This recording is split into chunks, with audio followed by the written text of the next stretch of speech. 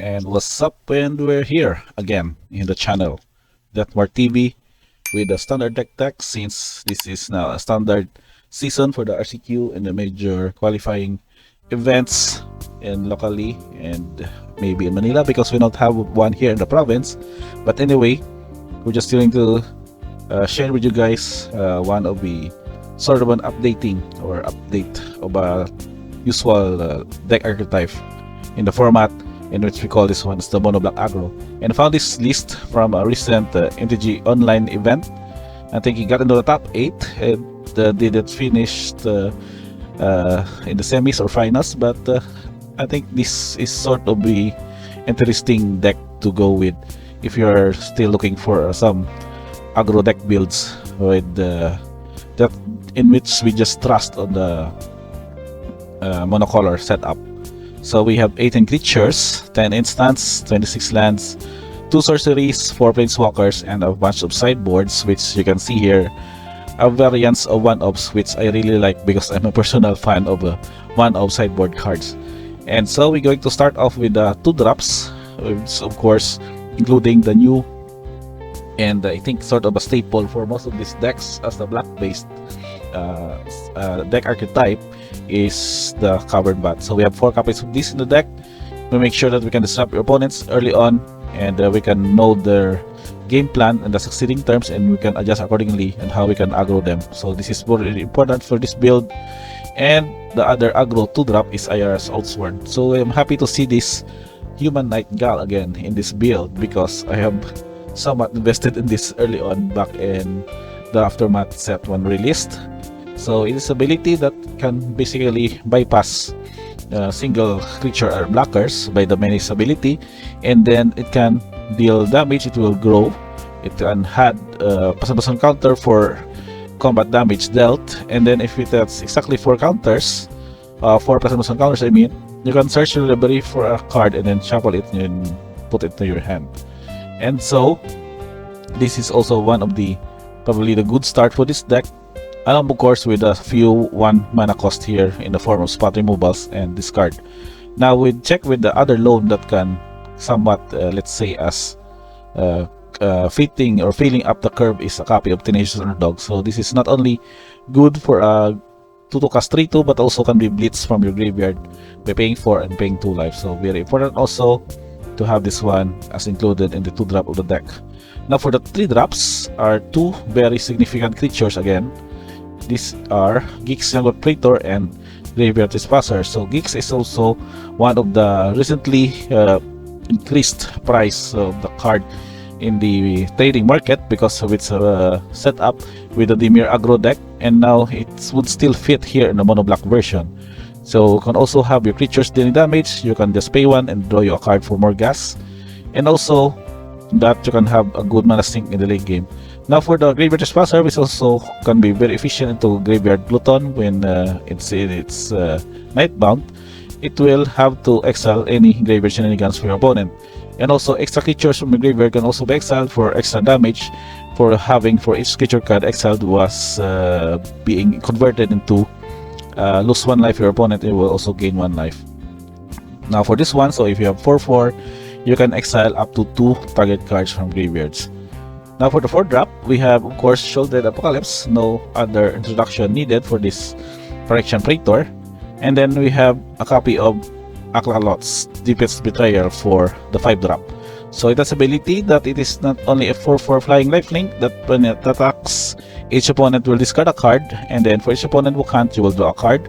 And then those opponents who discards their extra lands, for example, you will create a 1/1 bat creature with flying in token into the battlefield. So also when it dies, it will become transformed like into the Temple of the Dead. So this is also a good way to have your creatures recurring in a form of a land that can also let you ramp mid-game, but also having this one can be transferred back into the Aklasot's Deepest Betrayal if activated only if a player has 1 or fewer cards in his hand and only as a sorcery. So more of a resilient kind of creature in this build that can also have you gain a 4/4 flyer beater and can't be killed early on. for your mid-game deck gameplay. And also the other 1-drops for the 5-mana slot is Shouldered.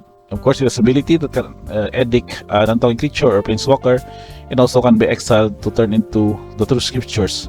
Only the drawback is that you would need to have your opponent 8 or more cards in the graveyard. So not only that of a build for this, but even so, you can still get a 4/5 body that can basically kill off an untalking creature or planeswalker from your opponent.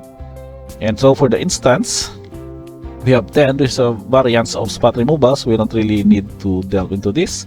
Of course, more important spot removals in the metagame: Cut Down, Anoint with Affliction, that can also have those exile creatures with mana value 3 or less. A copy of Bitter Triumph, this is new from Lost Commerce of Ixalan, that can also destroy planeswalkers. And of course, 4 copies of Go for the Throat. Now for the 2 specific sorcery in the deck, they have included Azorius and a Pilfer for this build. Azorius may be having might also be relevant for most matchups because you can basically discard Sunfall, maybe even planeswalkers or any relevant sweeps from your opponents. And Pilfer can also deal with cards, non-land cards, specifically like Atraxa or any huge threat from opponent in the mid game. Since you are going aggro in the setup, you need to have them prevent to resolve their best card in the mid game, and so we have this discard spells in the main deck. And so for the planeswalkers, again, discard effects with Lian of the Veil. They have 3 copies in the deck that can also edit creature, and a copy of Vraska Betrayal's Sting. So this is a 6 to cast basically for 6, but you can complete it for 5 by paying 2 life and 5 mana. And then you can also have this one: pay 0, draw a card, and you lose 1 life, proliferate, or have your target creature with a -2 loyalty become a treasure artifact token, or that's a treasure artifact, not a token, with this ability that it can be sacrificed to add mana of any color, and it will lose all other card types and abilities. And that in an instance that you can be able to sort of -9 the loyalty of Vraska. If target players fear the 9 poison counters, they get a number of poison counters equal to the difference, and then basically it can also get you to win via the poison counter effect if you're able to proliferate it up to the 10 poison counters. Now for the lands, it's basically 26 lands. It's quite surprising given that you are sort of an aggro deck, but you are still going with 26 lands main deck with only 1 non-basic, which is Takenuma Abandoned Mire, and 25 basic swamps in the main deck. Now for the sideboard, we have here a variance of course, choices that can be adjusted in the main deck. Since you can still notice here, and do take note that only certain matchups that can be sideboarded out in this build that you can be able to adapt in the post sideboarded matches. So for example, you're facing mono white aggro or any aggro deck, for example, you can just board out all of these cards, board in cut downs or in Path to Peril, and also maybe cut out a few of the Cavern Vat, and those that are vulnerable to the sweeps. But if you're still going with cutting out the path and go with the straightforward variants of spot removals, then you can just basically cut out the slow planeswalkers like Lian of the Veil and Vraska that just card again, and then board in this batch of spot removals. So we have just a quick rundown: cut down, 3 copies of Duress. This is also for the domain matchup. Also with the blue-white control, if there are instances of blue-white in their metagame, they can also deal with the Rakdos midrange. You can see that the midrange decks also has a lot of the setup, especially those the reanimator kind of deck. You can discard the Cruelty of the Geeks, and also with the Rakdos control wherein they have border in the house, and so you can just duress it and discard it first before they can be able to resolve. And for the reanimator fair setup, you can have this one Soul Guide Lantern as a sideboard against them. You can have this one exile the card as an enter the battlefield, and then sacrifice it to exile its opponent's graveyard. And at any instance, you just need to draw a card. You can just pay 1, tap, sacrifice it to draw it. And then of course, Silent Infection, Pilfer for additional discard effects, Shard's Edict, which you can upgrade for your spot removers. For example, you have your matchup against midrange, you just board out the cut downs, and then board in the edict for more efficient sacrifice effects that can also kill off planeswalkers. And of course, Path of Peril against Aggro. Pagsian Arena as for the mid-range Domi matchups is you can need to keep your gas up and draw into your discard spells as you put a pressure in your aggro. Copy of the End for early creatures. I think this would be specific against the Wandering Emperor, for example, or Atraxa that can exile copies of it from your opponent's hand, graveyard, and library. A copy of Vicious Command as more support and utility sorcery for any mid-range or control matchups, and of course Beach the Multiverse, 1 copy for the domain or the animator matchup in the standard metagame format. And last but not the least, your mana value is 2.56. Average core distribution is just black, it's just going with the monocolor, and your lone token here is the Bat token flying, produced by Aklazot's Deepest Betrayal. So I think that's pretty much it for this.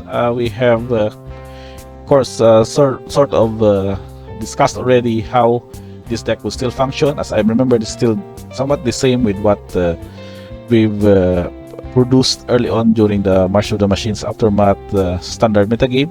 The good thing is that we still be able to add a Deep Cavern Bat so that your main deck disruption would not really be discouraged in this build. As for the pre-sideboarded games, will also have you gain advantage against most of the mid-range and even for the aggro matchups.